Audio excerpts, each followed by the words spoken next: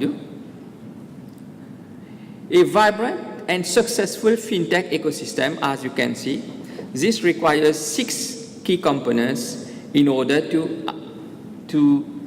be attractive to fintechs, but as well as to other players, as we can visualize on this slide.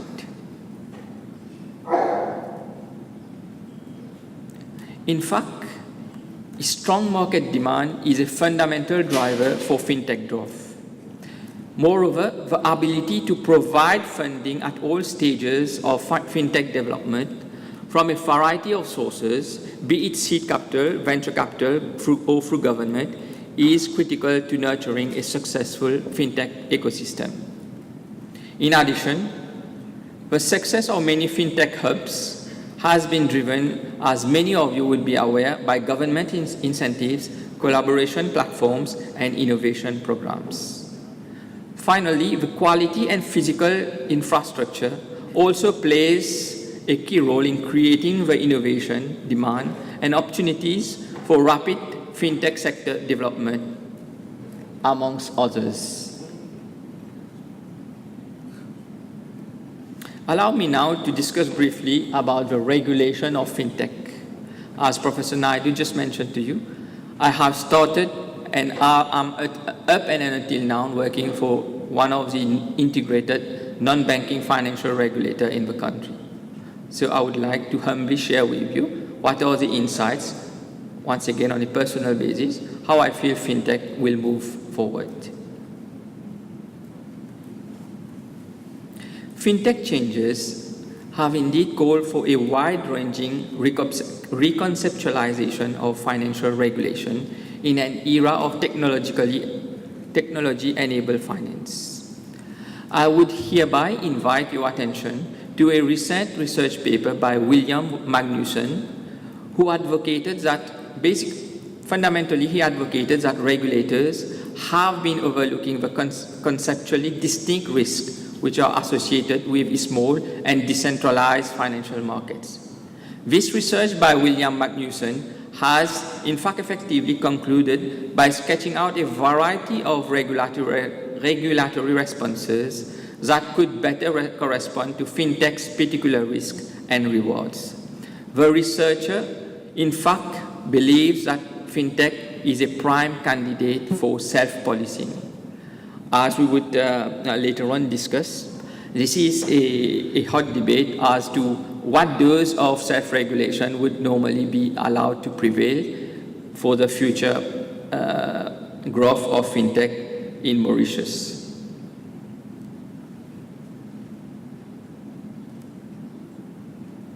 Now, fintech implications for government and regulators. I know that we have in our midst today some people who are directly working in the decision-making quarters. So governments and regulators, they are in fact recognizing that fintech is a natural evolution of financial services and that they would need to be more actively engaged in that space.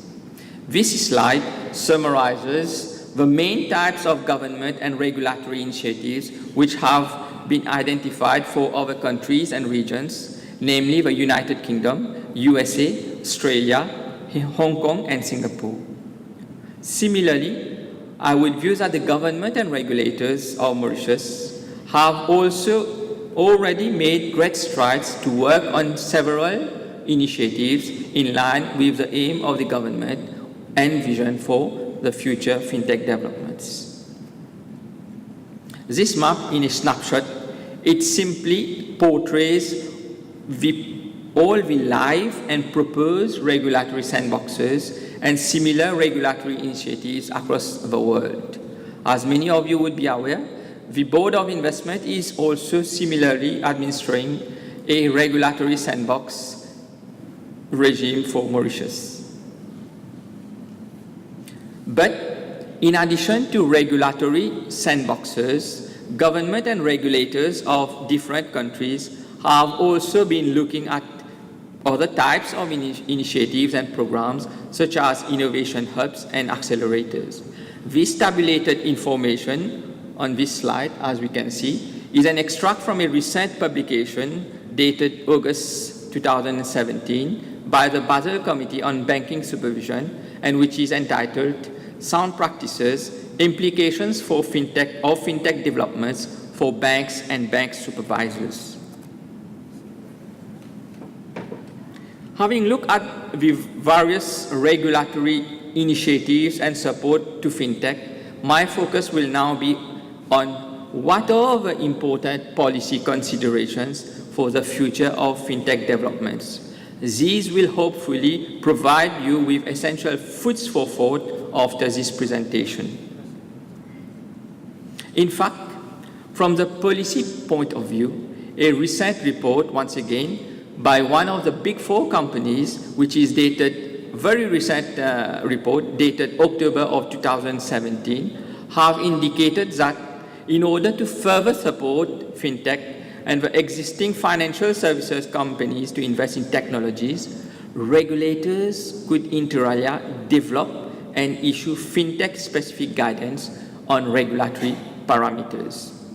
It is furthermore believed that governments should plan new initiatives to identify and support the growth of fintechs well across borders or regions. Government may furthermore explore opportunities to develop and implement programs that will enable fintechs to access partners. The policymakers and industry should moreover, in my humble view, provide for the enabling framework and environment for promoting advocacy of fintechs in Mauritius. And as well, the same principle extend to other countries in the region. Moreover, governments should continue to build the profile of their countries as regional and global fintech hubs, whichever is more appropriate to the circumstances of the countries or region under consideration.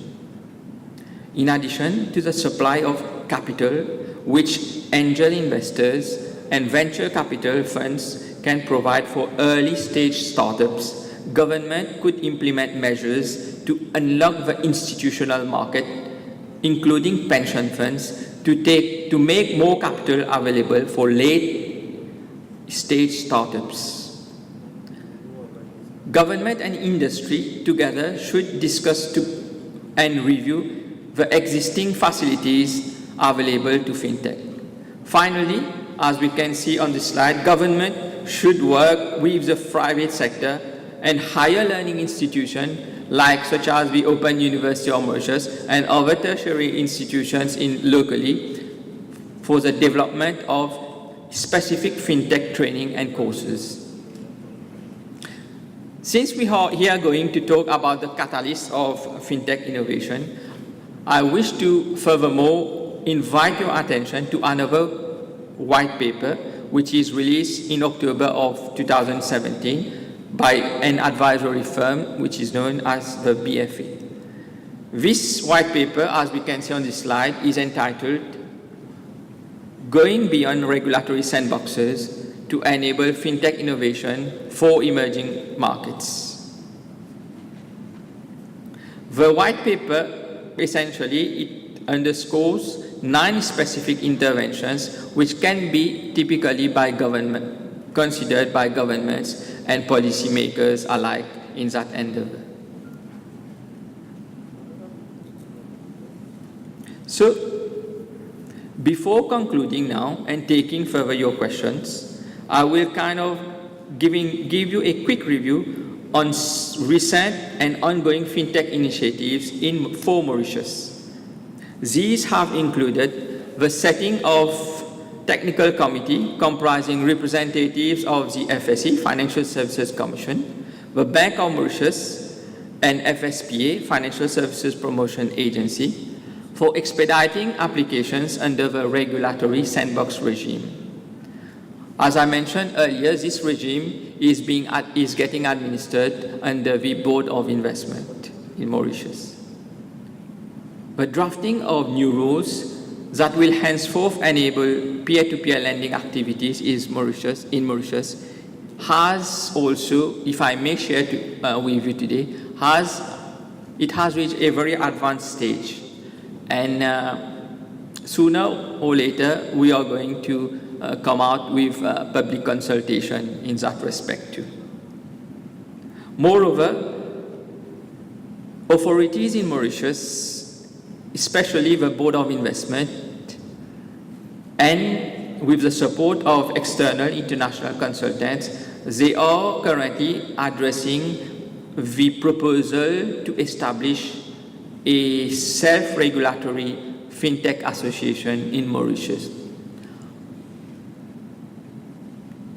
Also, as some of you might already be aware, the government has introduced national incubator schemes for SMEs, and there is a lot of other initiatives based on the accelerator and mentoring principles, which are also getting pace nowadays.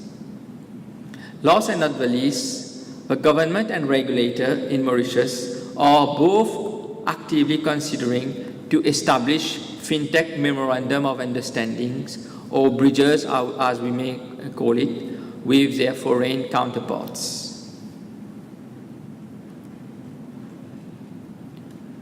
With that, I will finally conclude the presentation today with some following observations in light of what we have all seen today.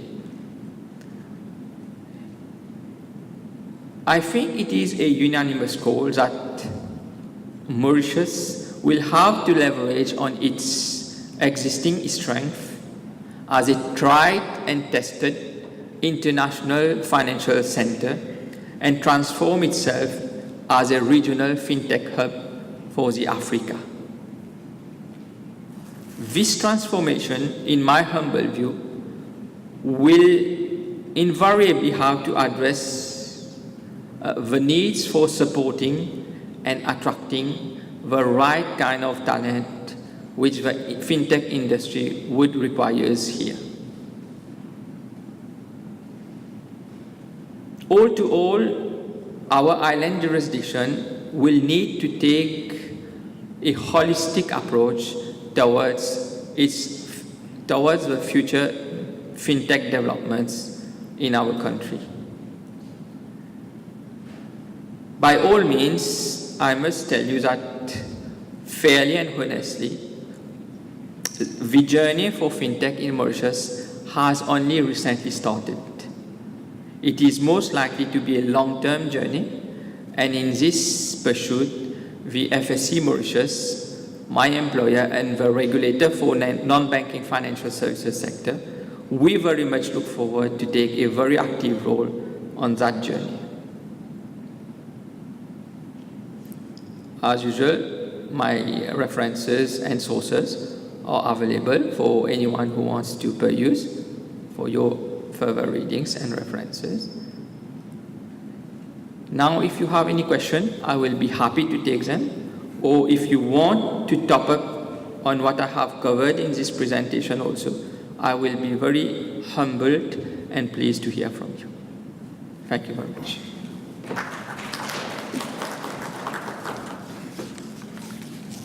Sure, you can do better than that. Can we give him another round of applause? I think in that brief presentation, a few things were covered. There was a snapshot of the latest trends experienced in this global fintech environment. The different types of fintech technology was spoken about, the benefits and implications of fintech, the current regulatory framework, an overview of the recent government decisions, and then the key policy considerations. So I'm sure from that you must have some questions that you're dying to ask. So before you do, any volunteers? Okay, I'm Professor Piri. I'm from UKZN. Looking at the spread actually of financial technologies, I was very fascinated to see that the links bypass Africa quite a lot.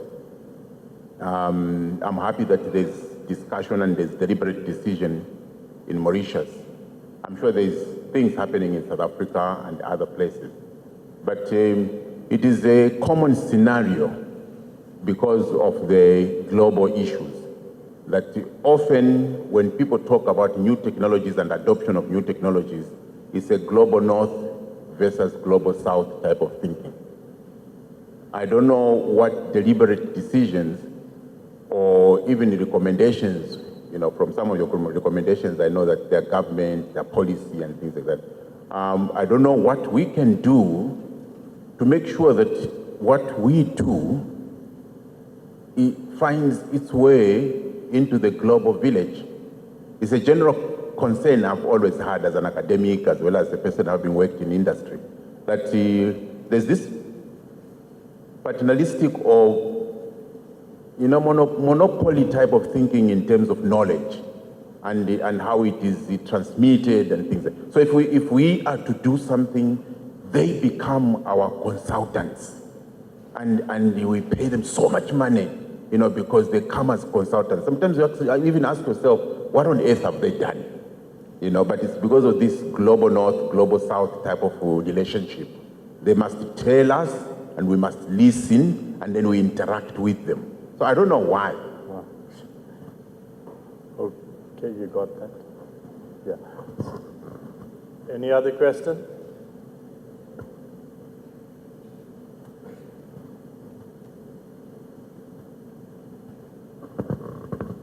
I'm Amitav Basu from India. You have, first of all, thank you for the excellent presentation. You have mentioned that as a future action plan, one of the steps is to promote advocacy. Now, if I look at using the financial technologies or fintech from the user's point of view, it will help in bringing transparency and accountability.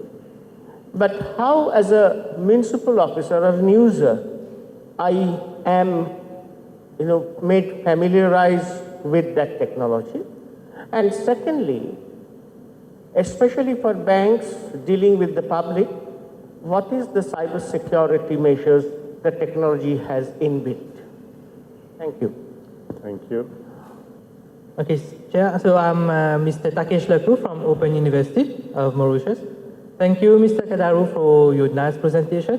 So my question